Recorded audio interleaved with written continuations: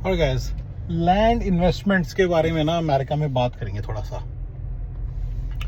सबसे पहले तो ना, जैसे इंडिया में ना लैंड ऊपर ही जाएगी होता है ना, फंडा तो है ही, जो भी मर्जी कर लो। मैं तो बोलता ही हूँ, तभी बोलता हूँ इंडिया का बंदा अगर इंडिया में ही रियल एस्टेट में इन्वेस्ट करे, लैंड में इन्वेस्ट करे, बल्कि एग्रीकल्चर लैंड में या एग्रो लैंड में या रॉ लैंड में, तो उसका बहुत बेनिफिट है, राइट। मैं तो बोलता ही हूँ, लेकिन अमेरिका में ऐसे नहीं है, ठीक है गाइज। मैं जरा जिम से आ रहा हूँ, जरा थोड़ा सा ना, मतलब मैं उससे लथपथ हूँ जरा पसीने से, और थोड़ा सा जरा हाल भी जरा खराब ही है, बट चलो लकीली मैं चला गया बड़े दिनों बाद गया, and I have to do its like have to do it every day. अब करेंगे, चलिए।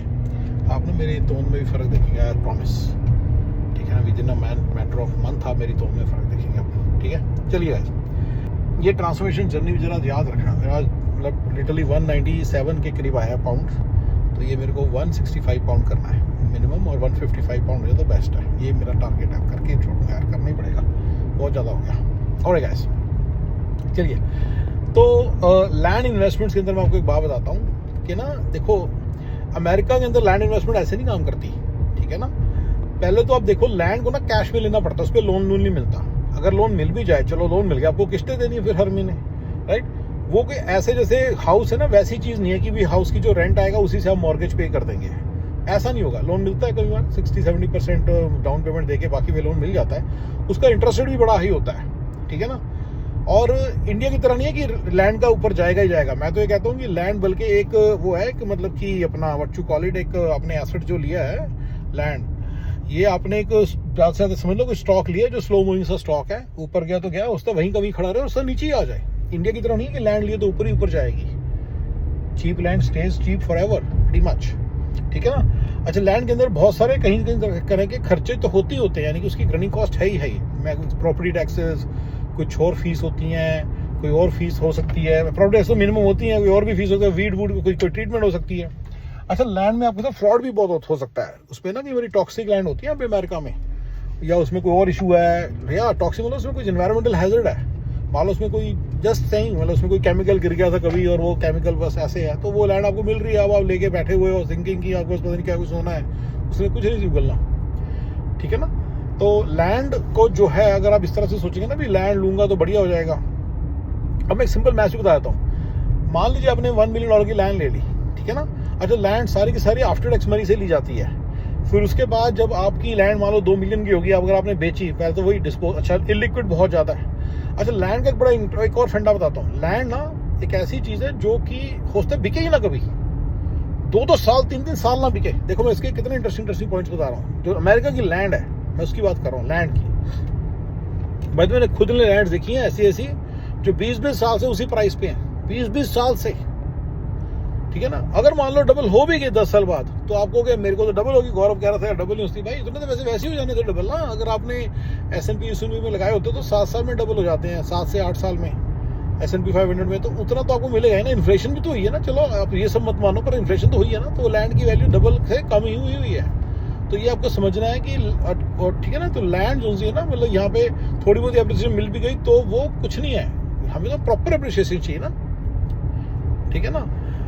अच्छा, फिर लैंड में काम जरूर होता है। अगर आप कहेंगे बिल्कुल ही वो काम नहीं है, उसके प्रॉपर्टी टैक्सेस पे करना, एडमिनिस्ट्रेशन का काम तो है ही, चाहे दूर बैठे का काम है, पर है जरूर। पहले खरीदते समय, बेचते समय, मेंटेनेंस के समय थोड़ा बहुत लैंड में भी होता है कुछ ना कुछ।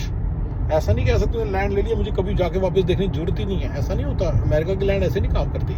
मैं नहीं कहता कि उसमें घर की तरह काम होता है, पर थोड़ा बहुत जरूर हो सकता है, ठीक है ना। अच्छा, और अब कोई बंदा कहता है जी मैंने लैंड ले ली, ठीक है, और उसकी तो बढ़ गई, 3 गुना होगी, 4 गुना होगी। मैं उसका आंसर देता हूँ। देखो बच्चों, यहाँ पे लैंड की कोई गारंटी नहीं है। ये एक आपने स्टॉक खरीदा है, स्टॉक्स ऊपर भी जाते हैं नीचे भी जाते हैं, ठीक है, और वहीं भी खड़े रहते हैं 25-25 साल बाद। एग्जाम्पल है इंटेल का स्टॉक, जाके चेक कर लो कितने साल से वहीं खड़ा है। और ईटवाइस करके कंपनी थी जो बहुत ऊपर थी, और बहुत ऊपर बड़ी मतलब प्रॉमिसिंग थी, वो बंद भी हो गई थी। जनरल मोटर्स बंद हुई, खुली, बंद हुई, बड़ी बार हो चुका है, देखो जाके सारा। यस, बैंक्रप्सी डिक्लेयर कर दी थी और सारे स्टॉक की वैल्यू 0 चली गई थी। तो प्लीज़ लैंड के केस में 0 तो नहीं होगा, लेकिन मैं आपको एक वार्निंग दे रहा हूँ कि लैंड नीचे भी जाती है, यहाँ पे अपने दिमाग से निकाल दो। और जो बेचना पड़ता है, बंदा कम पैसे देके भी उसको बेच नहीं पाता, ये अपने दिमाग से निकाल दो। अब आप कहते हो यार यहाँ पे मान लो कोई जगह, लेट्स से एल्ग्रो में लैंड ऊपर चली गई, या फॉल्सा में जो थोड़े से प्रॉमिसिंग एरिया। देखो इसके अंदर आपने फॉल्स में अंदर एक डाइस खेला था 20 साल पहले और वो चल गया। अच्छा, एक 20 साल वाली बात भी, लैंड जैसी चीज में 20 साल अगर पड़ा ना, इसकी कोई श्योरिटी नहीं है। मतलब इट्स वेरी वेरी, मतलब मेरे लिए बड़ा टेंशन वाला काम है। 20 साल पहले तो वेट करूंगा, तो 20 साल के प्लान तब बनाओ जब श्योर शॉर्ट हो। जैसे S&P 500 का प्लान है, ये लैंड कोई श्योर शॉर्ट प्लान नहीं है। बंदा कहता है जी वो रोजविल में लैंड ली थी, ऊपर चल गई। देखो रोजविल ऊपर चला गया तो चला गया, लेकिन अगर ना जाता तो और अगले 400 साल में जाता। या समझो आप। अच्छा, दूसरा आप कह रहे हो कि ऊपर गई थी, अब आप रोजविल में लैंड लो, अब लो लैंड और बताओ कि डबल होएगी। मैं आपको बता रहा हूँ कि कुछ गारंटी नहीं है। नीचे जाने की गारंटी जरूर है, नीचे जाने की चांस जरूर है। याद रखना, लैंड का जो पूरा सिस्टम है ना, उसको समझना कि वो कौन सा ऊपर जाएगा। ऊपर such a slow moving asset, slow appreciating asset, if at all it does, तो वो सारा मिला के लैंड लून के पीछे तो कभी ना जाना बच्चों, कभी ना लैंड लून लेना, ठीक है ना। मान लो मैंने आपको सारा बता दिया, मान लो $1 मिलियन की लैंड ली, 2 मिलियन की हो भी गई 10 साल में। फर्स्ट ऑफ ऑल वो कोई खास रिटर्न नहीं बनी, क्योंकि इतना तो वैसे ही हो जाना था। चलो मान लेते हैं हो गई, उसको फिर बेचोगे इलिक्विड, तो ये थ्रू आउट इलिक्विड थी। ये एक चीज नोट करो, बीच में कभी पैसे की जरूरत पड़ जाती तो लैंड ने बिकना बकना नहीं था। थ्रू आउट आपने पैसे खर्चे होते हैं, प्रॉपर्टी टैक्स पर थोड़ा बहुत टाइम लगाया होता है, सारी चीज़ों को मैनेज करना पड़ता है। मेरी wife, my wife sick and tired of just paying the monthly instalments of certain properties. हम तंग आ चुके हैं, मतलब तंग आ जाते हैं उसको देखना, जाके चेक करना। पैसे भेजते हैं, वो कहता है जी मिले नहीं, फिर उसको चेक करना, फिर उसको फिर फ़ोन करना, फिर उसकी ईमेल फ़ोन करना, फिर उसको बैंक स्टेटमेंट्स की कॉपियाँ भेजना, फिर वो रिस्पॉन्ड करना। ह्यूज काम तो नहीं है, बट गाइस मतलब तंग आ जाता है इंसान। आप इसको स्केल भी तो करना पड़ सकता है ना। आप जैसे एक मिलियन बना भी लिया अगर आपने 10 साल में, तो उसका क्या फायदा हुआ। देखो आपने मिलियन लगाया, मिलियन बनाया, मैंने ये भी बात बता दी, क्या फायदा हुआ मिलियन ही बनाया तो। अगर आपने, ये बड़ा समझने वाली बात है बच्चों।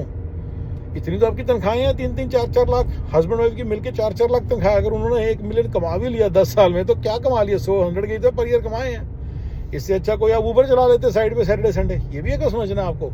मैंने अभी S&P के साथ किया था, पर अभी मैं आपकी लेबर के साथ कर रहा हूँ। अगर आपको रियली, हाँ ठीक है, इसमें उसमें आपने काम किया, उसमें काम नहीं है, लेकिन इसमें फिर ठीक है ना, थोड़ा बहुत काम है बस वो है, लेकिन फिर भी ठीक है ना। सारा मिला के मतलब कि अगर अच्छा ये land investment such a slow moving, such an non reliable uncertain asset, किसी का दाव चल गया तो चल गया, उसको बोलो अब खरीद। उसने अब क्यों बेची भाई, फिर अभी भी रख लेता अगले 20 साल। ये भी सोचो। चलो अब अगर एक बंदे ने रोजविल में लैंड खरीदी, मतलब इंडिया, मतलब कैलिफोर्निया में रोजविल में ठीक ठाक एप्रिसिएशन हो गई है, पर जरूरी नहीं हर जगह हुई है। मैं आपको फिर से बहुत सारी जाके मेंडोसिनो में देखो जाके आप विनेमुक्का में देखो, इतनी इन्फ्लेशन हुई, लेकिन वहाँ पे लैंड के प्राइसेस अभी भी नहीं बढ़े वहाँ पे, बल्कि अच्छा by the way land foreclose भी कर देते लोग। पता है क्यों?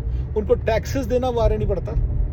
ये अमेरिका की स्टोरीज हैं, मैंने खुद ने वो लैंड देखी हुई है। 640 एकड़ यानी कि 1 स्क्वायर माइल लैंड थी, और मैं जाके देख के आया था। $64,000 में मिलती थी, और वो 100 रुपीज़ पर एकड़ के हिसाब से थी। और वो मैंने जाके देखी, मैंने पूछा भी चक्कर क्या है, तो पता चला उसके तो फोरक्लोज हुआ है, और गवर्नमेंट को दे दी उन्होंने वापस। और गवर्नमेंट ने उसको पकड़, क्योंकि गवर्नमेंट को टैक्सेस नहीं दिए तो उन्होंने वो फोरक्लोजर में लगा के वो बेच रहे थे। अभी भी बिक रही है, जाके देख लो, विनेमुक्का करके जगह है, बहुत लैंड है वहाँ, राइट। तो लैंड कहाँ खरीदनी है, कहाँ नहीं खरीदनी है, इसकी नॉलेज है। आप ये नहीं कह सकते जी मैंने और जिसने बेची है जाके उससे पूछो तो अब बता यहाँ खरीदो। और अगर वो तो मैं खरीदने को बोल रहा हूँ, तो तूने क्यों बेची फिर? इंडिया में तो लैंड फिर जो कोई खरीदता है, फिर वो ग्रैब करके रखता है ना, जो डेवलप करके फिर उसको निकालता है, तो मोटे पैसे बनाता है, फिर उसको वापिस उसे लैंड और खरीदता है। इंडिया के लैंड के बिजनेस को देख के अब यहाँ के लैंड के बिजनेस को बिल्कुल भी नहीं कुछ कर सकते इसके बारे में। अच्छा, अब मैं आपको मैथ्स बता रहा था सारा। आपने मिलियन की 2 मिलियन बेच भी दी मान लो, तो एक तो 2 मिलियन का 180 के तो चला गया, 120 के 100 के लगा लो, 5% तो चला ही जाना है। लोगों ने खा जाना है, क्या नाम है अपना, एजेंट्स वगैरह ने। उसके पहले आपने प्रॉफिट टैक्स दिया होना था हर साल, जो आपकी एक रनिंग कॉस्ट है, जो आपका एक बहुत बड़ा रिस्क है इस कंट्री का, मैं बता दिया। उसके बाद आपने 20 साल, 10 साल, 15 साल, 10 साल वेट की होनी थी, जो मैंने अपना एग्जाम्पल दिया। 10 साल में कुछ नहीं पता, उसने ऊपर जाना है नीचे जाना है, पता थोड़ी है आपको। इन्फ्लेशन ने तो ऊपर जाना है, कोई इन्फ्लेशनरी प्रोडक्ट लिया तो 4% तो ऊपर जाता। FD की होती 4% तो आपको देती। आपको पता है एक और चीज़, अगर आप 10 साल में वो डबल हुई है ना, जाके उसको जरा रिटर्न कैलकुलेट कर लो, S&P से कम है, और वो 6-7% ही बैठ रहा है। हाँ 7% रिटर्न है, तो FD 4% की होती है, आजकल 4 की है। अच्छा, कुछ और बहुत सारे इंस्ट्रूमेंट्स हैं जो 4% वाले हैं, 5% वाले। मेरा जैसे आज 4% मिल रहा है, 4.5% मिल रहा है FD, लेकिन कल नहीं मिल रहा था। सो यू में से कल तो नहीं मिल रहा था 5 साल पहले, तो ठीक है। आप जाके और इंस्ट्रूमेंट देखो, ब्रोकर CD होती है, इतने सारे होते हैं, हाइसा है, HOS होता है, इतने सारे होते हैं, राइट। वो सारे देखो, आप देखोगे आपको तो 4-4.5% तो जो डेट होते हैं, प्राइवेट इक्विटी डेट्स होते हैं, बहुत कुछ होता है। पर मैं तो उनसे दूर ही रह रहा हूँ, मैं तो S&P 500 बोल रहा हूँ, वो तो रिलायबल है, वो ही इससे ज़्यादा है।